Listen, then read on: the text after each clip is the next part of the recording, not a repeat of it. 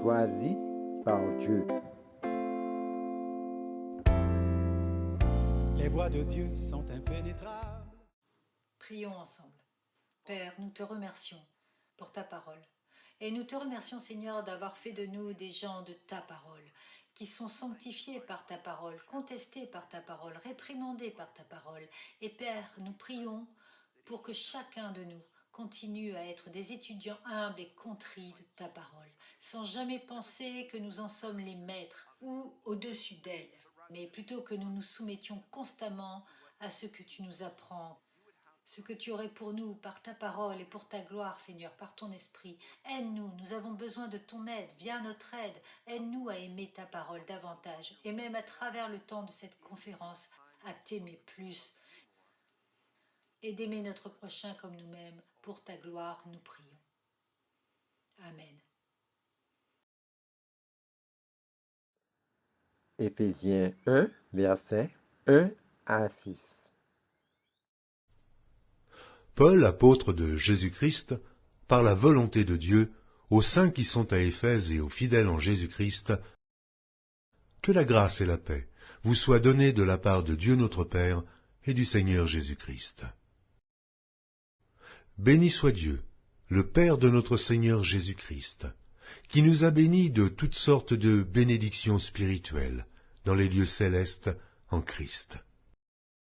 En lui, Dieu nous a élus avant la fondation du monde, pour que nous soyons saints et irrépréhensibles devant lui, nous ayant prédestinés dans son amour à être ses enfants d'adoption par Jésus-Christ, selon le bon plaisir de sa volonté, à la louange de la gloire de sa grâce qu'il nous a accordée en son bien-aimé.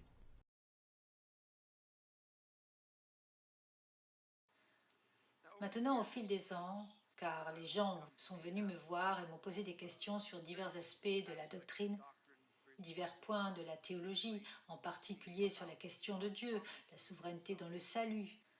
Souvent, ce que j'ai fait avec des individus à la fois dans l'Église et en dehors de l'Église, c'est que je leur ai dit que ce qu'ils doivent d'abord faire avant de commencer nos discussions, avant de commencer vraiment à étudier, c'est qu'ils doivent rentrer chez eux et étudier les Éphésiens 1 et 2. Non seulement lisez-les, mais étudiez-les. Et étudiez-les encore et encore et encore. Pour vraiment vous immerger dans tout ce que Paul dit dans Éphésiens 1 et 2. Et seulement après qu'il l'ait fait, je commencerai vraiment une discussion sérieuse avec eux. Je suis sûre que beaucoup d'entre vous ont vécu comme moi, que beaucoup de gens qui viennent pour entendre parler de la souveraineté de Dieu, viennent pour entendre parler de la grâce de l'élection de Dieu. Ils viennent pour entendre les paroles de l'élection et de prédestination, que beaucoup d'entre eux n'ont pas vraiment dépensé beaucoup de temps à étudier les Écritures. Ils ont peut-être lu divers passages et livres dans les Écritures, mais ils n'ont pas étudié ces choses en profondeur. Et je leur dis donc de partir et d'étudier, de répondre, puis de revenir, et généralement quand ils le font, ils ont au moins les bonnes catégories, les phrases et les mots sur lesquels nous pouvons commencer nos discussions. Parce que la vérité de la question, et comme la plupart d'entre vous le savent, les Éphésiens 1 et 2 sont très clairs, et des termes simples. Comment il se fait que la grâce de Dieu et la souveraineté et l'élection de Dieu se produisent? Dans Éphésiens 1 et 2, Paul explique non seulement vraiment comment cela se produit, mais même dans une certaine mesure pourquoi cela se produit. Quand Dieu ne nous dit pas toujours le pourquoi, mais dans Éphésiens 1 et 2, il le fait. Maintenant, il y a des années, quand j'étais entrée en contact pour la première fois avec ces doctrines, avec les doctrines de la prédestination et les doctrines de l'élection et de la réprobation, j'étais horrifiée par elles. Je pensais qu'elles étaient du diable. Je pensais que l'enseignement que j'avais était vraiment juste. J'étais chrétien depuis quelques années et j'ai entendu ces choses sur la souveraineté et le choix de Dieu, ainsi que sur la souveraineté et l'élection de Dieu. Un Dieu qui appelle les gens à croire, qui appelle les gens à venir à lui. Comment un Dieu aimant pourrait-il à la fin être le souverain choisissant d'élire et de prédestiner certaines personnes et pas d'autres. Pendant des années, je me suis battue contre cela. Je suis sûre que beaucoup d'entre vous connaissent l'histoire du Dr Sproul, et Dr Sproul a lutté et s'est battu contre ces doctrines pendant environ 5 ans de sa vie. Pour moi, c'était environ 2 ans et demi à 3 ans.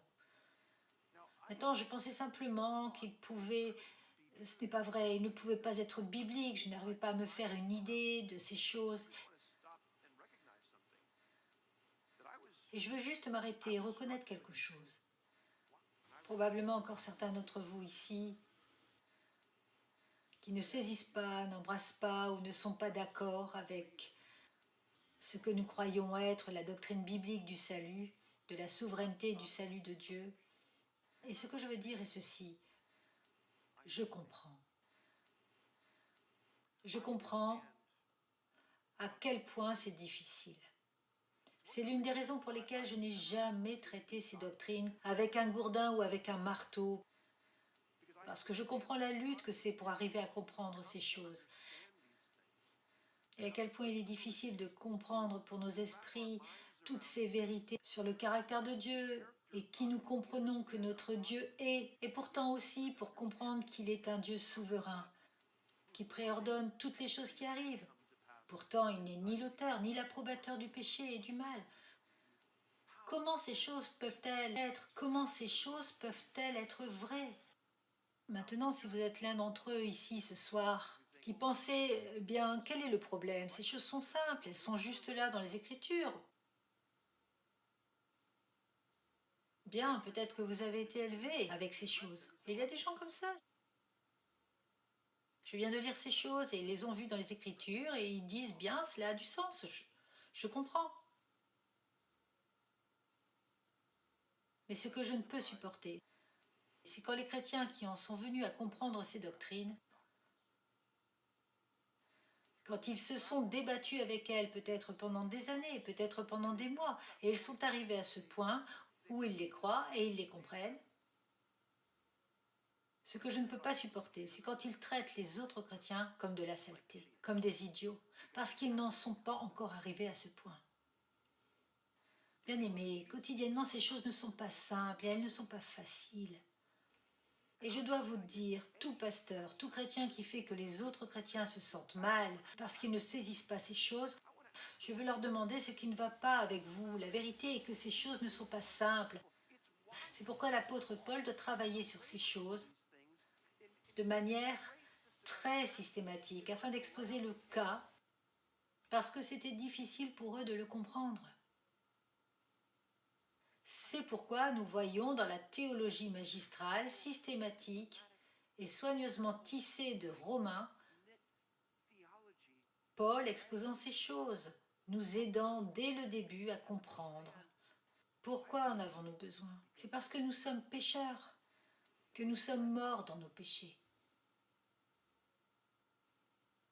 Il y a plusieurs années, dans le collège de théologie, j'ai regardé le calvinisme, comme j'ai regardé l'arménianisme, comme j'ai regardé le semi-pélagianisme.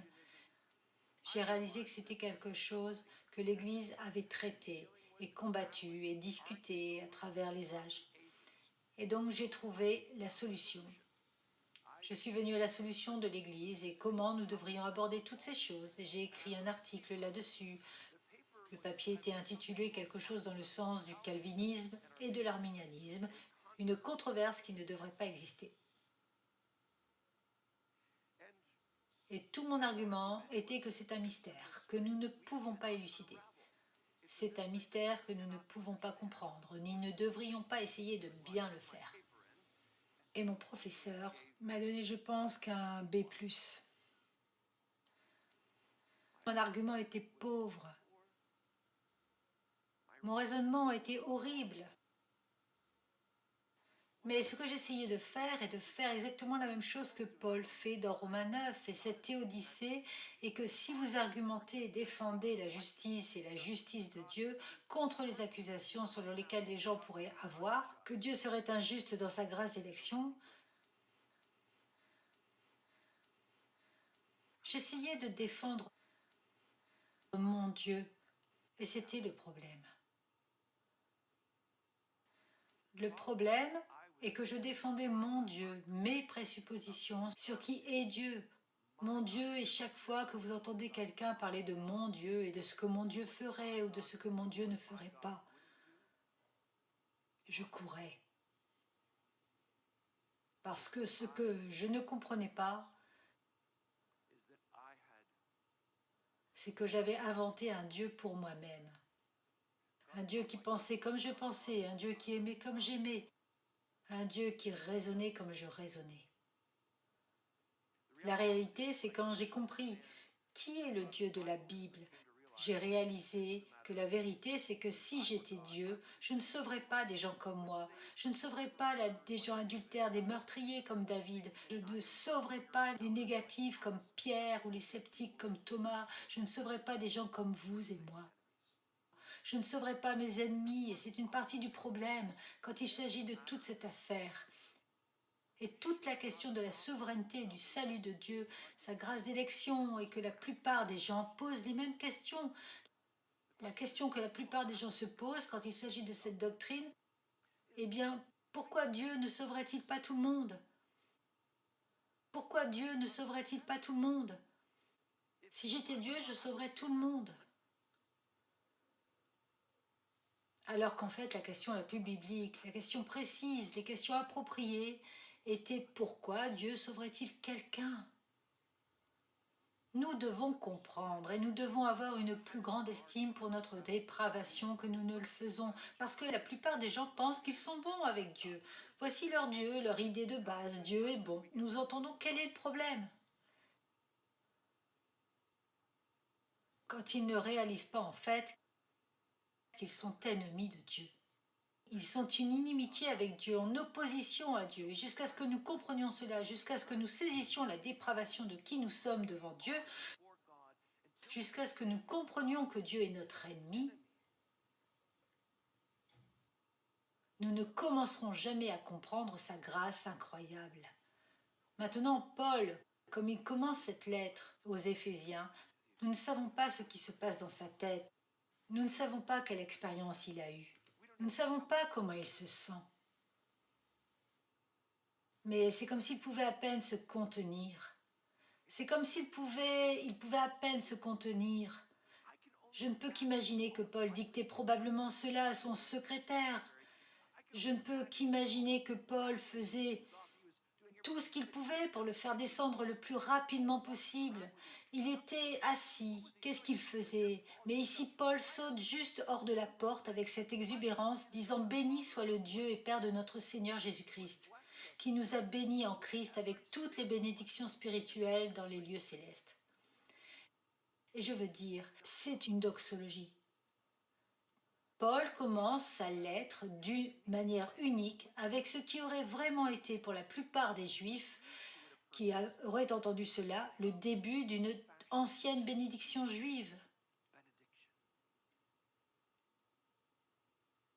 Mais ce qui leur aurait été familier dans la prolongation de l'Ancien Testament. Et béni soit Dieu notre Seigneur, mais ici Paul inclut béni soit le Dieu et Père de notre Seigneur Jésus-Christ. 3 fois dans cette partie de ce verset.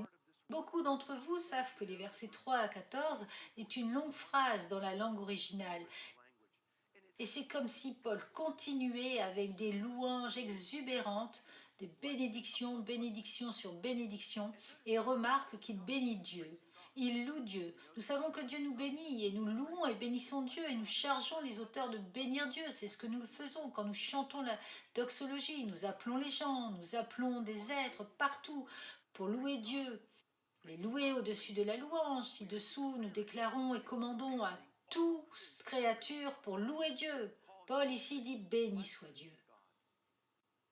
Et c'est l'objectif que la plupart d'entre nous manquent parce que nous sommes entrés directement dans le verset 4 et nous manquons que l'accent est mis dès le départ sur Dieu, que Dieu serait béni, que Dieu serait loué. Et remarquez que Paul commence là et se termine là à la louange de sa gloire. Au verset 14, béni soit Dieu le Père de notre Seigneur Jésus-Christ qui nous a bénis en Christ.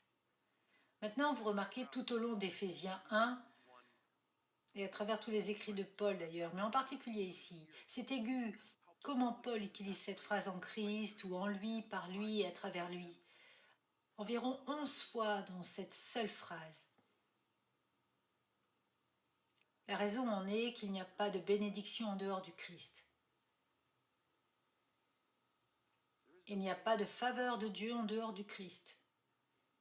Tout ce que nous sommes, tout ce que nous possédons, tout ce que Dieu nous a donné est à travers le Christ. Maintenant, nous lisons ceci, et si vous êtes comme moi, vous dites « D'accord, Paul, ça sonne vraiment bien », mais je ne le crois pas. Paul, pour dire que nous avons reçu toutes les bénédictions spirituelles dans les lieux célestes, ce que je veux faire dans mon esprit cynique, dit Paul vraiment, qu'est-ce que tu veux dire par là? Parce que je ne me sens pas la plupart du temps comme si j'avais reçu chaque bénédiction spirituelle dans les lieux célestes. Je ne me sens pas plus qu'un conquérant. La plupart du temps, je me sens beaucoup plus comme un échec. Je ne me sens pas tout le temps comme si j'avais hérité d'une manière ou d'une autre dans les lieux célestes. C'est similaire à ce que Pierre dit, que par son pouvoir divin, nous avons reçu tout ce qui concerne la vie et la piété.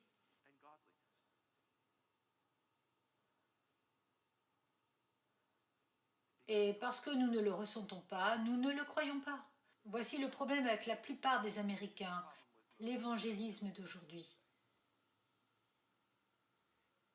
C'est que leurs sentiments informent leur doctrine plutôt que leur doctrine forme leurs sentiments. Et c'est en fait pourquoi beaucoup de gens rejettent encore la doctrine de la souveraineté de Dieu et du salut, son élection et la grâce prédestinante. Parce que leurs sentiments sont leur autorité et non la parole de Dieu. Nous devons être un peuple qui fait que notre doctrine informe nos sentiments. Nous devons être un peuple qui place la parole de Dieu au-dessus de nous et rend nos esprits limités et nos obstinés petits cœurs rebelles égocentriques se conformer à la parole de Dieu. Nous devons être un peuple qui relève du ministère de la parole, sous la théologie de la parole de Dieu. Nous serions un peuple qui ne se conforme pas aux Écritures et ce que nous voulons que notre Dieu soit, mais plutôt laisser nos vies, nos pensées, nos sentiments et tout ce que nous sommes se conformer à la parole de Dieu.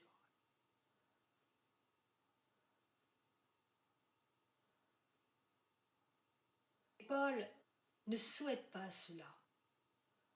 Il ne dit pas quelque chose que nous espérons. C'est une déclaration de la vérité de Dieu par la puissance de l'Esprit que nous avons reçu les bénédictions en Christ. Ici, nous avons non seulement reçu ces bénédictions, mais en Christ. Nous avons également reçu son statut, sa position devant Dieu, alors même qu'il nous a choisis en lui, avant la fondation du monde. Maintenant, je me rends compte que quand je lis cela, quand nous entendons cela de l'apôtre Paul, chacun de nous ici a sa propre idée de ce que Paul dit. Et je suppose qu'il y a probablement encore certains d'entre vous ici ce soir qui ont lu ce verset et vous avez une sorte d'équation théologique pour donner un sens à cela. Et c'était peut-être similaire à mon équation théologique que j'avais inventée. Cela a été quelque chose comme eh bien, Dieu nous a créés, nous sommes tombés dans le péché, et parce que Dieu nous a aimés, il ne nous a pas effacés de la surface de la terre, ce qu'il aurait pu. Mais par Noé, il nous a sauvés. Il nous appelle à croire.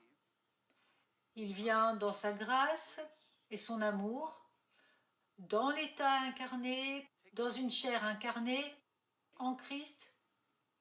Il vient en Christ et dit que Dieu a tant aimé le monde que quiconque croit en lui ne périrait pas, mais qu'il aurait la vie éternelle.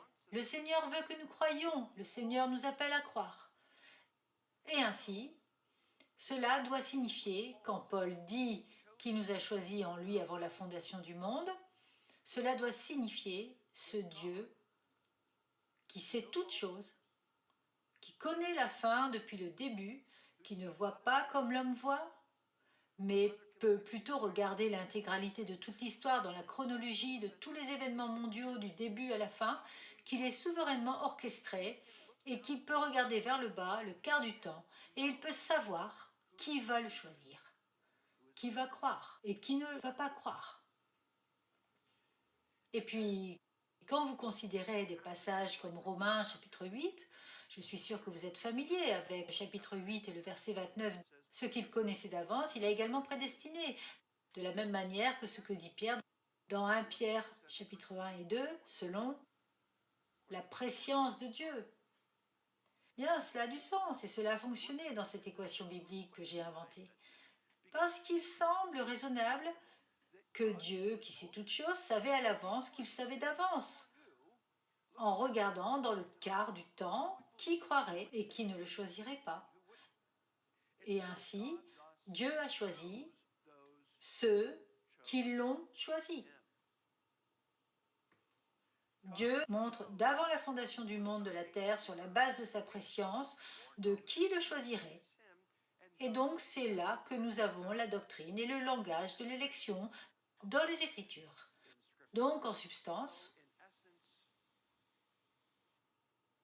nous choisissons Dieu. Dieu nous choisit parce qu'il sait que nous l'avons choisi. Maintenant, je me rends compte que la plupart d'entre vous réalisent à quel point ce raisonnement est fallacieux. Mais je n'ai pas beaucoup d'hommes sur les médias et les églises locales. Ils n'ont pas compris cela non plus. Et je peux comprendre qu'il y en a probablement ici ce soir qui pensent encore de cette façon.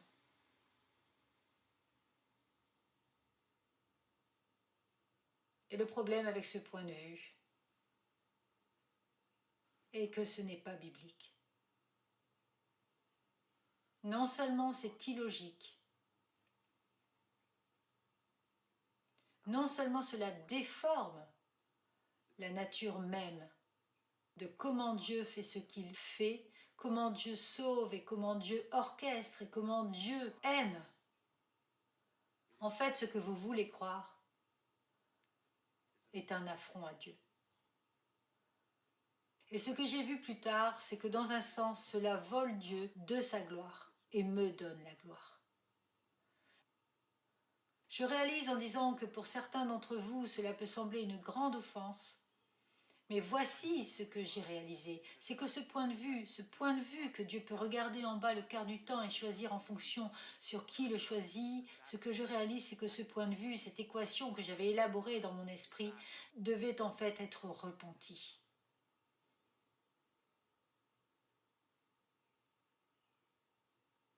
La réalité, c'est que j'essayais de percer le mystère de Dieu, j'essayais de percer l'esprit de Dieu, plutôt que de simplement prendre Dieu au mot. J'étais celui à qui Paul s'adressait dans Romains 9, qui continue à demander à Dieu, continue à charger Dieu, continue à s'interroger sur ces choses, et qui continue non seulement à l'accuser, mais à interroger Dieu.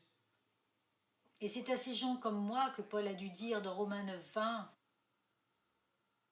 Qui penses-tu que tu es ? Qui es-tu pour répondre, pour contester avec Dieu ? Le vase d'argile dira-t-il à celui qui l'a formé, « Pourquoi m'as-tu fait ainsi ? Pourquoi as-tu fait de moi une chose comme cela ? Pourquoi est-ce lors de la façon dont tu as établi la création et le salut ?»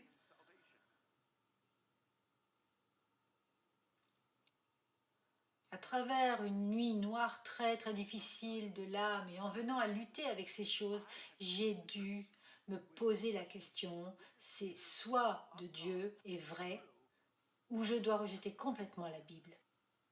Parce que je ne pouvais pas échapper aux réalités de ces vérités partout dans les Écritures.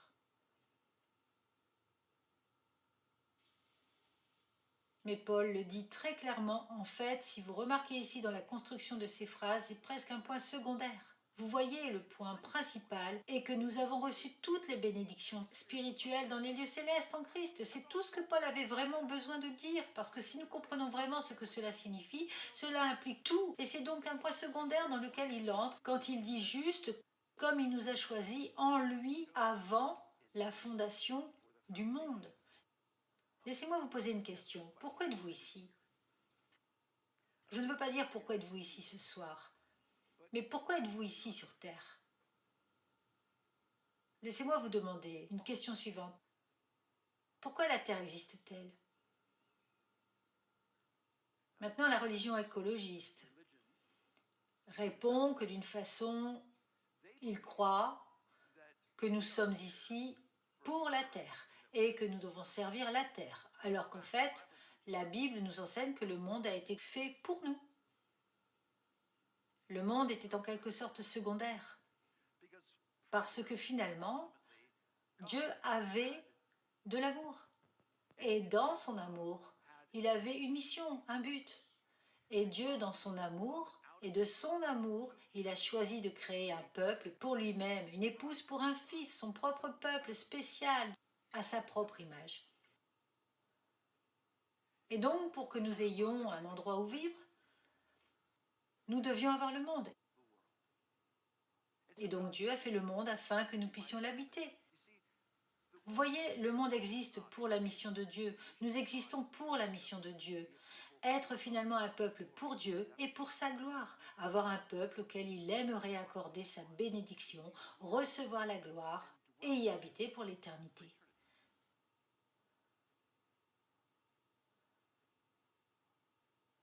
Nous étions d'abord, la terre était secondaire. Dieu nous a choisis en Christ, avant la fondation du monde, avant la création du minerai. Nous avons été choisis en Christ. Christ est l'élu. C'est très important que nous comprenions que surtout dans notre compréhension de la théologie, de l'alliance, surtout dans notre compréhension de qui est Christ, finalement le vrai Israël, Christ est l'élu par excellence. Il est le premier et avant tout l'élu, comme nous lisons à propos de Luc 9, 23. Et c'est nous qui sommes en lui, unis à lui, qui sommes choisis en lui. Et ainsi, toute la langue de la prescience que nous lisons à propos de Romains 8, que nous voyons au premier en 1 Pierre, tout cela, le langage de la prescience signifie exactement ce qu'il dit. Parce qu'il ne dit pas que Dieu savait quelque chose d'avance, ou qu'il savait d'avance que nous ferions quelque chose, ou qu'il avait une prescience de quelque chose, mais plutôt qu'il nous connaissait d'avance. Que Dieu, d'une manière spirituelle et mystérieuse, nous connaissait à l'avance. Maintenant, je ne sais pas ce que c'est, nous ne comprenons pas cela. Mais vous qui connaissez le Seigneur, vous êtes connus de Dieu avant la fondation du monde. Un peu comme Abraham comptait les étoiles, il nous comptait. Il comptait les mêmes que Dieu connaissait d'avance. Et donc, il nous a choisis en Christ, nous donnant non seulement les bénédictions du Christ, mais le statut du Christ, avant la fondation du monde. Jusqu'où? Beaucoup de fois, nous nous arrêtons là et nous ne continuons pas à lire. Mais jusqu'où? Eh bien, à la fin, jusqu'à ce que nous soyons irréprochables et saints devant lui. Maintenant, ceux d'entre vous qui sont des étudiants attentifs de la Bible, cette langue est familière, au moins elle devrait être... C'est le même langage qui est utilisé pour les animaux qui devaient être sacrifiés pour Dieu, en sacrifice à Dieu, tout au long de l'histoire d'Israël, depuis que Dieu a initié. Ces animaux devaient être sans défaut, ils devaient être mis à part, ils devaient être saints, mis à part, consacrés à Dieu, et sans défaut. Ici, Paul utilise le même langage, et en nous l'appliquant, c'est le même langage qu'il utilise dans Colossiens. En fait, dans Colossiens, chapitre 1, Paul continue cela et nous aide à comprendre peut-être un peu mieux ce qu'il veut dire dans Éphésiens chapitre 1. Dans Colossiens 1, au verset 22, « Il est maintenant réconcilié par sa mort dans le corps de sa chair, pour vous faire paraître devant lui saint et irrépréhensible et sans reproche. » Maintenant, beaucoup de gens comprennent mal ce que dit Paul dans Éphésiens 1. Mais quand nous voyons ce que dit Paul dans Colossiens 1, ces deux livres sont très similaires dans ce qu'ils abordent. Nous voyons que ce que Paul dit ici est qu'il nous a choisis en Christ. Donc que nous serions capables d'être présentés devant lui, que nous serions saints et irréprochables devant lui, présentés avant et avant son jugement, rendu devant son tribunal. Maintenant, voici ce qui est significatif. Beaucoup de fois, quand nous lisons Éphésiens 1,4 et nous entendons cela à propos de saints irréprochables, nous pensons bien qu'il nous a choisis pour que nous puissions essayer d'être saints et irréprochables.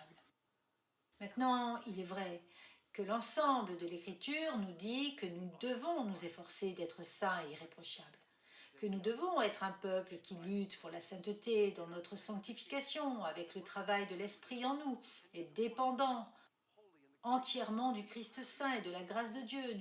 Nous devons être un peuple qui lutte et recherche la sainteté. Ce n'est pas ce que Paul dit ici. Il dit qu'ailleurs, il comprend même qu'un petit peu dans Éphésiens 2, Dieu nous a créés en Jésus-Christ pour de bonnes œuvres, pour lesquelles nous devrions marcher, parce que nous qui connaissons l'Évangile, devrions être un peuple qui marchions d'une manière digne de l'Évangile. Nous qui avons l'Esprit devons être un peuple qui marchons dans l'Esprit. Nous qui connaissons le Christ devons suivre le Christ et mourir à nous-mêmes, suivant le Christ. Nous comprenons cela. Mais ce que Paul dit ici n'a vraiment rien à voir avec notre sanctification progressive. Ce qu'il est traité ici est notre sanctification définitive, que nous sommes définitivement saints et nous sommes définitivement irréprochables, sans défaut. Cela ne signifie pas seulement bon, cela signifie parfait. Vous voyez la raison pour laquelle Dieu nous a choisis en Christ. Ce n'était pas simplement que nous pourrions avoir une vie meilleure. Maintenant, ce n'est pas simplement que nous pouvions penser bien de nous-mêmes. Ce n'est pas simplement avoir une vie meilleure que notre voisin. Il nous a choisis pour lui-même.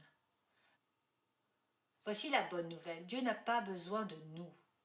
Dieu n'a pas besoin de moi. Il n'a pas besoin de vous. C'est en fait une bien meilleure nouvelle que ce que Dieu veut. Dieu te veut. Il t'aime et il te veut et il a mis son amour sur toi. Il t'a fait le sien. Il t'a amené et il t'a choisi en Christ afin que tu puisses être présenté devant lui, sans défaut, parfaitement saint et juste à tous égards. Et la seule manière que cela puisse arriver est par le Christ. Car comme Calvin l'a dit, en nous-mêmes, nous sommes indignes. Il ne pouvait pas nous choisir en nous-mêmes ou selon nous-mêmes. Il devait nous choisir en Christ. Et c'est pourquoi Christ devait venir accomplir la mission de Dieu pour la gloire de Dieu. Et c'est la raison pour laquelle Dieu a tout créé.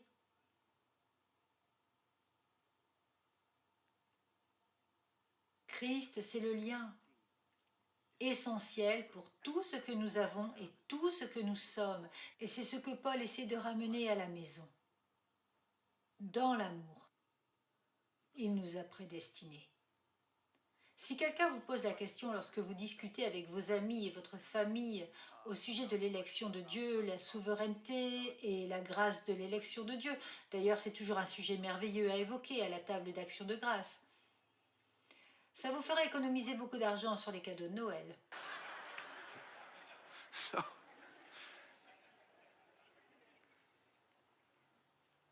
Mais pourquoi Dieu l'a-t-il fait ? Il l'a fait par amour. Maintenant, cette réponse est juste pas assez bien pour certaines personnes. Ils n'aiment pas cette réponse. Ils pensent que ça doit être plus compliqué que cela. Que ce que Paul dit, c'est vraiment simple. Que Dieu a fait cela dans l'amour. Maintenant, si Paul parle ici de qui nous a choisis par amour avant lui, qui nous a prédestinés par amour, c'est un peu secondaire. Mais là, Paul dit par amour, il nous a prédestinés. Maintenant, on comprend que prédestination et élection ne sont pas forcément synonymes. La prédestination, le mot ici est pour l'ordination que Dieu a prédestinée. Et donc, la prédestination pour l'ordination est la plus grande macro-théologie. L'élection est secondaire. L'élection est un aspect pour l'ordination. L'élection est l'une des choses que Dieu fait dans sa prédestination globale pour ordonner le travail. Dieu, nous choisissant, fait partie de ce que Dieu fait dans son travail d'ordination. Mais ici, Paul utilise ce mot. Il nous a prédestinés à l'adoption. Maintenant, ce mot en particulier pour les Éphésiens dans un monde gréco-romain, était vraiment un mot important parce que l'adoption n'a pas eu lieu fréquemment. Une adoption apportait un statut. Dans le monde gréco-romain, les seules personnes qui adoptaient vraiment étaient des gens riches. Et ils adoptaient un fils, ils adoptaient une fille, et ce faisant, cela apportait le statut et la classe de ce garçon ou de cette fille, ou de l'homme ou de la femme en fonction de leur âge, à un degré beaucoup plus élevé dans leur société. Et donc, pour eux, d'entendre parler de l'adoption était une chose importante. Et c'est la raison pour laquelle Dieu nous a prédestinés à être adoptés à lui-même, en tant que fils par Jésus-Christ. Je dois dire que l'adoption, je pense, est l'une des doctrines dont on ne parle vraiment pas beaucoup. C'est l'un de ces aspects de notre salut que nous n'entendons pas trop souvent parler. C'est un élément que, même dans les théologies systématiques, nous ne voyons pas beaucoup traiter. C'est l'un des aspects fondamentaux de ce que Dieu fait quand il nous sauve. Il nous adopte dans sa famille. Qu'est-ce que cela signifie? Eh bien, cela signifie que nous lui appartenons maintenant. Cela signifie que nous sommes sous sa direction. Cela signifie qu'il est notre Père. Bien, qu'est-ce que cela signifie? Bien, cela signifie qu'il n'était pas notre Père à un moment donné. Et tout comme Jésus l'a dit à ces Juifs qui s'opposaient à lui, à ces chefs juifs, que leur Père est le diable. Et ce que nous devons comprendre, chers amis, c'est que Dieu nous adopte comme ses fils. Et qu'autrefois, nous étions en réalité sous la paternité et l'autorité du diable. Et il n'y a pas de zone grise, il n'y a pas d'entre les deux. Dieu nous prend du royaume des ténèbres, prend nos cœurs froids et durs, et nous donne de nouveaux cœurs de chair qui sont malléables, moulables, doux, brisés et contrits. Dieu nous prend dans sa propre famille, et cela signifie que nous n'avons pas à nous inquiéter. Nous sommes à lui pour toujours. Nous n'avons pas à nous inquiéter qu'il va nous expulser. Nous n'avons pas à nous inquiéter qu'il ne sera plus notre Père un jour. Que nous sommes adoptés par notre Dieu. Une œuvre souveraine, que nous n'avions rien à voir avec cela, parce que la réalité est que si nous pouvions perdre notre salut, nous le ferions. Si nous pouvions fuir Dieu, nous le ferions. Combien de fois dans notre vie avez-vous eu envie de fuir ? Maintenant, certains d'entre vous pourraient dire que je n'ai jamais eu envie de m'enfuir. Bien, grâce à Dieu. Mais la raison pour laquelle vous ne vous enfuyez pas, la raison pour laquelle vous ne quittez pas Dieu est parce qu'il ne vous laissera pas. Que feriez-vous pour empêcher vos enfants de fuir loin de vous, de fuir loin de Dieu? Pensez à tout ce que vous feriez pour garder vos enfants en sécurité, les garder à l'intérieur. Et nous parlons du Créateur et du Dieu Tout-Puissant de tout. C'est pourquoi Paul peut affirmer avec audace dans toutes ses lettres que c'est Dieu qui commence un bon travail en vous. C'est Dieu qui est fidèle pour le compléter. Dieu est celui qui t'a sécurisé et notre adoption est comme le sceau de cette sécurité. Nous sommes adoptés par Dieu, comme ses fils à travers le Christ Jésus. Remarque que tout est par Christ, tout est en Christ, tout est par Christ, tout est pour Christ, selon le bon vouloir de sa volonté. Cela pourrait se traduire le bon plaisir de sa volonté. C'est vraiment ce que je n'ai pas compris et que beaucoup de gens ne comprennent pas, qui ne peuvent pas comprendre. Comment Dieu sauverait et ne sauverait qu'un certain nombre de gens pour lui-même. Mais il le fait selon le bon plaisir de sa volonté. Vous savez, bien des fois les gens accusent ceux d'entre nous qui sont réformés, ceux d'entre nous qui comprennent la sotériologie réformée, qui vraiment Ce n'est pas vraiment dit de cette façon, c'est juste le salut biblique, c'est juste la doctrine biblique du salut. Ceux d'entre nous qui comprennent ces choses et croient que ces choses sont souvent accusées par d'autres, d'essayer de démêler, de comprendre l'Esprit de Dieu. Avez-vous jamais été accusé de cela? Ils disent que vous savez que vous essayez de comprendre les mystères de Dieu. Vous essayez de creuser dans l'Esprit de Dieu et de comprendre les choses que nous ne pouvons pas comprendre et nous ne devrions pas aller à ce degré. La réalité, c'est que Dieu nous a révélé ces mystères. C'est que Paul dit dans les Éphésiens que ce sont des mystères qui ont été révélés. Maintenant, Dieu n'avait pas à nous dire tout cela. Dieu n'avait pas à révéler tout cela à nous. Il n'a pas eu à nous dire comment il l'a fait, ce qu'il a fait, pourquoi il l'a fait. Mais il nous a dit ces choses pour que nous sachions que c'est toute sa grâce, afin que nous puissions reconnaître les misérables pécheurs que nous sommes. Quand nous pourrions chanter et pouvions comprendre et comprendre ce qu'est vraiment la grâce incroyable. Je pense que la plupart d'entre vous seraient en mesure d'être d'accord avec moi que jusqu'à ce que vous arriviez à comprendre la doctrine biblique du salut, vous ne compreniez vraiment pas la grâce. Et c'est pourquoi je m'inquiète pour tant de gens qui se disent chrétiens, et s'ils ne se sont pas attaqués à cela et n'en sont pas venus à comprendre la souveraineté de Dieu et le salut, s'ils n'en ont pas encore compris la signification et le pourquoi, je me demande vraiment s'ils connaissent le Christ. Je sais que beaucoup d'entre eux le font, et heureusement, ils aiment le Seigneur.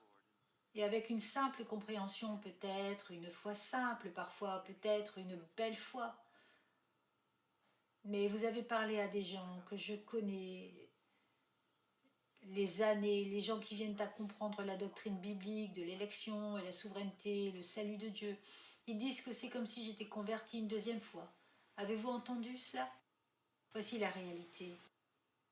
Je pense que pour beaucoup de gens, ils ont été convertis pour la première fois.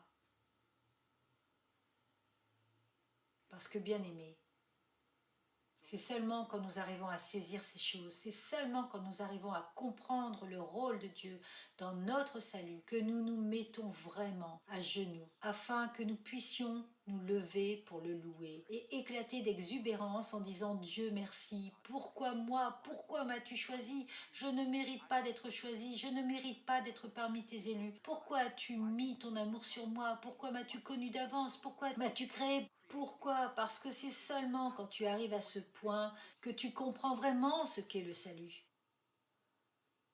C'est pourquoi, en tant que peuple de Dieu qui comprenons ces choses, devrions être les chrétiens les plus humbles, que quiconque connaisse. Et trop souvent, nous nous montrons nous-mêmes et regarde-nous, regarde ce que j'ai fini par comprendre, regarde ce que j'ai compris, j'ai les connaissances les plus élevées, j'ai assisté à une conférence Ligonier, j'ai lu des discussions, alors que nous devrions être un peuple. C'est ce que j'aime les chrétiens, j'aime les entendre prier. Vous avez déjà entendu un simple usager prier? Vous remarquez que leurs prières ressemblent énormément aux prières des enfants. C'est parce que plus vous grandissez dans la grâce de Dieu et comprenez la souveraineté de Dieu, plus vous devenez enfantin dans votre foi, plus dépendant du Seigneur, plus capable de dire que c'était vraiment par sa grâce. Prions. Notre Seigneur, nous te remercions pour ta grâce. Père, aide-nous à ne jamais perdre notre étonnement devant ce pourquoi tu nous as fait en Christ. Puissions-nous être un peuple humble, puissions-nous être un peuple reconnaissant. Et Père, puisses-tu nous aider à te donner toute la gloire. Car c'est au nom du Christ que nous prions. Amen.